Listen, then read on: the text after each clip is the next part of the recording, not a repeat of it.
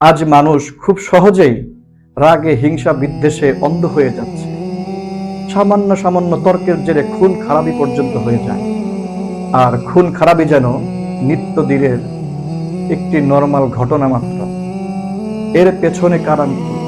কারণ হচ্ছে মানুষের দিলের ভেতরে আল্লাহর ভয় নেই।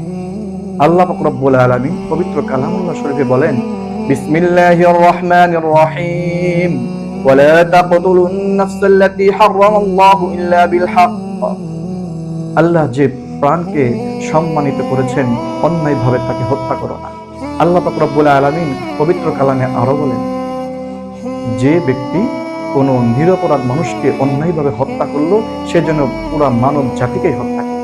রাসূল আকরাম সাল্লাল্লাহু আলাইহি সাল্লাম হাদিসে বর্ণনা করেন, মানুষ ততক্ষণ তার দিনের প্রশস্ততার মধ্যে থাকে যতক্ষণ না সে হারাম রক্ত না ঝরায়। মানুষ নামাজ থেকে দূরে, মানুষ আল্লাহর কথাই না চলে শয়তানের পথে চলা শুরু করেছে। এই জন্যই দুনিয়াতে হাঙ্গামা ফাসাদ এত কিছু হচ্ছে।